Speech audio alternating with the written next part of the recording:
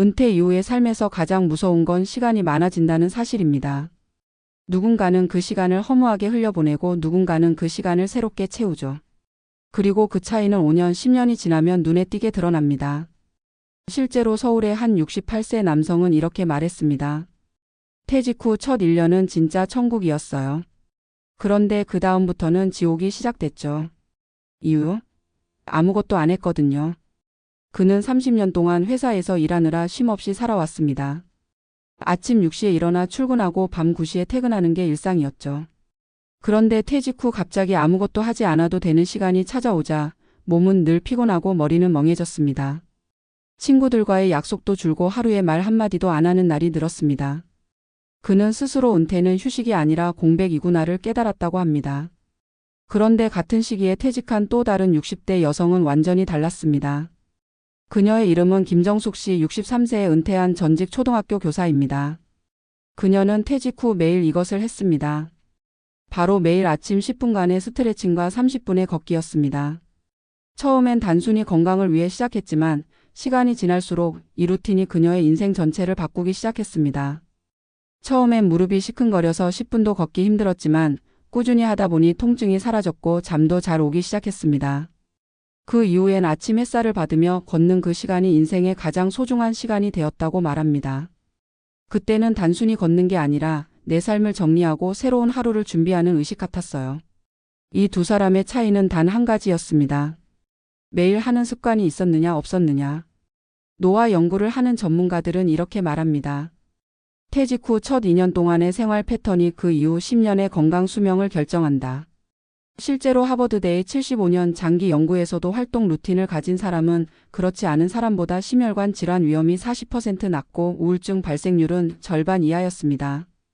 여기서 말하는 활동이란 거창한 운동이 아닙니다.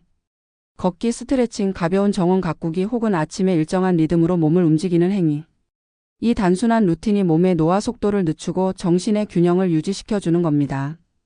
김정숙 씨는 처음 6개월간 빠짐없이 그 루틴을 지켰고 1년 후 체중이 4kg 줄었습니다. 하지만 그녀가 가장 놀란 건 몸무게가 아니라 표정이었습니다. 퇴직하고 거울을 보면 자꾸 힘없는 얼굴이 보였어요.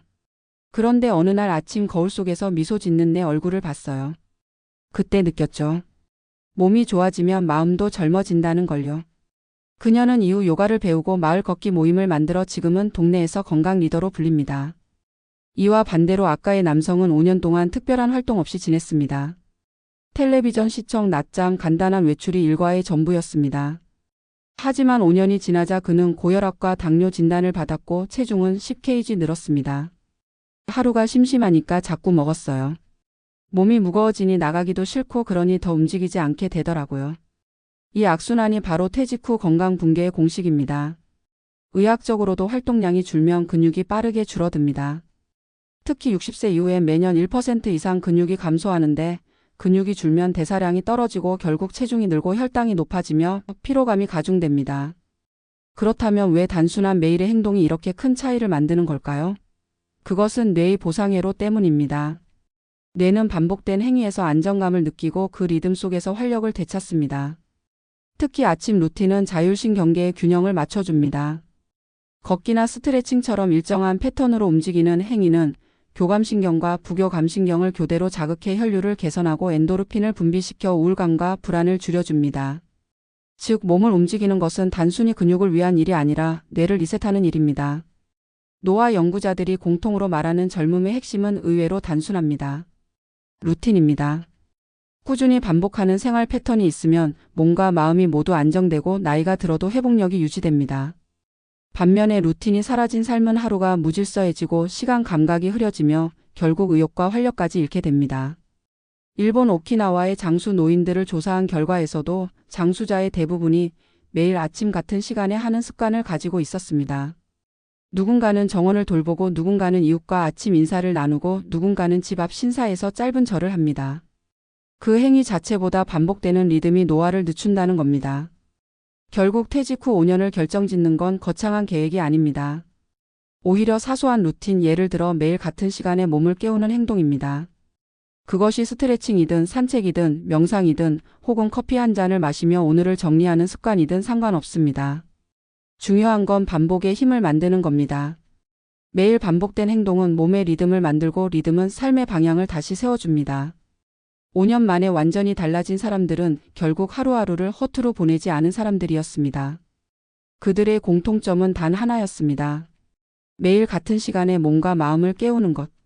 그 단순한 행동이 신체의 노화를 늦추고 정신의 활력을 되살렸습니다. 퇴직 후의 진짜 젊음은 돈이나 약이 아니라 습관에서 비롯됩니다. 하루를 어떻게 시작하느냐가 남은 인생의 건강을 결정합니다. 오늘 아침 당신은 어떤 루틴으로 자신을 깨웠나요? 그 답이 5년 뒤에 당신 얼굴을 결정할 것입니다. 퇴직 후의 첫 아침을 기억하시나요? 알람 소리 없이 맞이한 여유로운 아침, 커피 한 잔의 향기와 함께 느껴지는 해방감. 하지만 그 평화로움이 오래가지 않았다는 분들이 많습니다. 하루 이틀은 좋았지만 일주일이 지나자 허전함이 찾아오고 한 달이 지나자 무기력함이 밀려왔다는 이야기. 왜 그럴까요? 수십 년 동안 매일 하던 일, 지켜야 했던 시간표, 마주해야 했던 동료와 목표가 사라졌기 때문입니다. 우리는 자유를 얻었지만 동시에 삶의 리듬을 잃어버린 겁니다.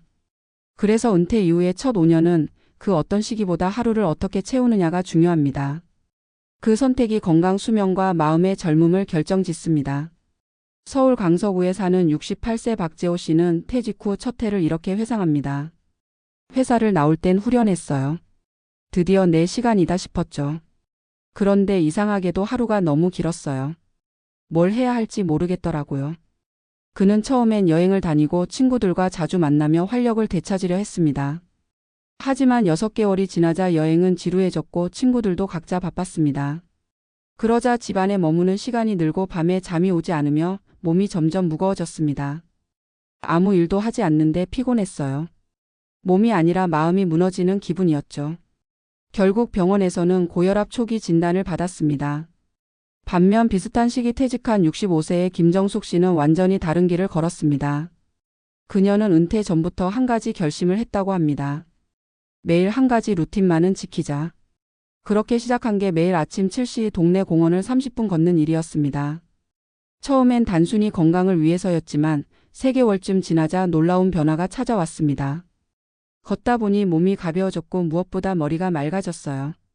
하루를 시작하는 게 설레더라고요. 그녀는 걸으며 지나가는 사람들과 인사를 나누기 시작했고 자연스럽게 걷기 모임을 만들었습니다. 매일 아침 서로의 안부를 묻고 함께 걸으며 이야기를 나누는 시간은 그녀에게 출근길보다 더 의미 있는 루틴이 되었다고 말합니다. 이 두 사람의 차이는 단 한 가지였습니다. 하루의 리듬이 있었느냐 없었느냐. 퇴직 후의 건강은 근육이나 체력보다 리듬에서 시작됩니다. 미국 하버드대의 노화 연구팀은 75년간 700명 이상의 삶을 추적했는데 노화를 늦춘 사람들에게 공통된 습관이 하나 있었습니다. 바로 매일 일정한 시간에 반복하는 행동이 있었다는 점입니다. 그것이 운동이든 글쓰기든 산책이든 그 행동이 뇌의 안정감을 높이고 호르몬 균형을 유지시켜 신체의 노화를 늦춘다는 겁니다. 전문가들은 이를 루틴 기반 회복력이라고 부릅니다. 즉, 삶의 예측 가능한 리듬이 있을 때 인간은 가장 건강하게 유지된다는 뜻이죠. 김정숙 씨는 걷기 루틴을 시작하고 1년 후 체중이 3kg 줄었습니다. 하지만 그녀가 더 강조하는 건 몸무게가 아니라 표정입니다. 퇴직하고 나서 거울을 보면 늘 얼굴이 무표정이었어요. 그런데 어느 날 거울 속에서 웃고 있는 나를 보았죠. 걷기가 내 마음을 다시 움직인 거예요. 그녀는 걷기 루틴 이후 독서 모임에 참여하고 봉사활동도 시작했습니다. 몸을 움직이니 마음이 깨어나고 마음이 깨어나니 사람을 만나고 싶어졌어요. 지금은 70세에 가까운 나이에도 매일 아침 공원 벤치에서 커피를 마시며 일기를 씁니다. 그녀는 그 시간을 내가 살아있다는 걸 느끼는 순간이라고 표현합니다.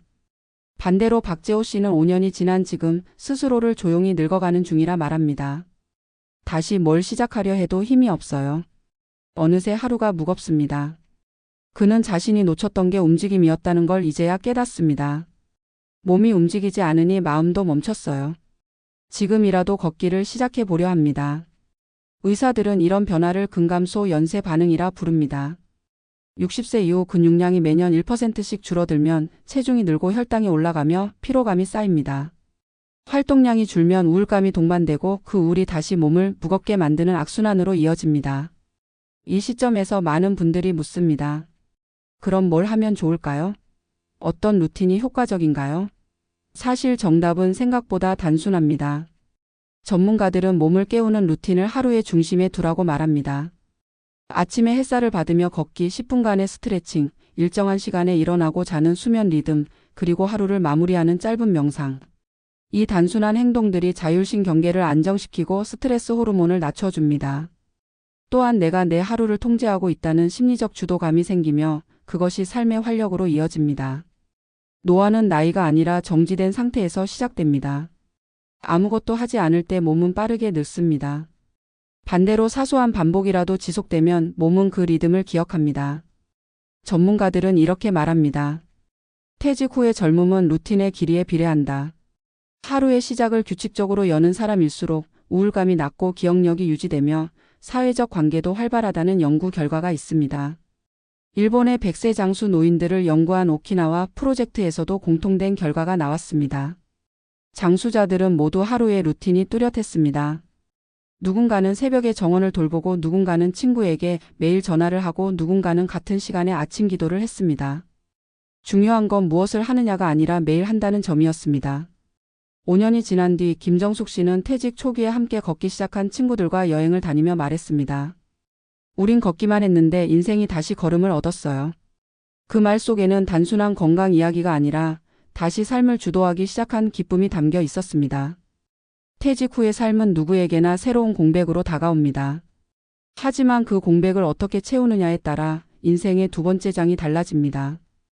퇴직 후 매일 반복하는 한 가지 행동은 단순한 습관이 아닙니다. 그것은 자신에게 다시 말을 거는 행위입니다. 나는 아직 움직이고 있다. 나는 여전히 살아있다는 신호죠. 매일 걷기, 매일 스트레칭, 매일 일기쓰기. 그 어떤 것도 거창하지 않지만 그것들이 쌓여 당신의 몸과 마음을 지탱합니다. 마지막으로 전문가들은 이렇게 조언합니다. 하루에 단 10분이라도 좋습니다. 몸을 움직이고 마음을 깨우는 시간을 만들어 보세요. 특정 시간에 하는 행동이 쌓이면 당신의 뇌는 그 리듬을 기억하고 다시 활력을 회복합니다. 퇴직 후의 젊음은 재산이 아니라 습관에서 시작됩니다. 오늘 하루의 작은 루틴이 5년 뒤에 당신 얼굴을 바꿉니다. 그리고 그 얼굴에는 분명 이런 표정이 담겨 있을 겁니다. 나는 아직 살아있는 중이다.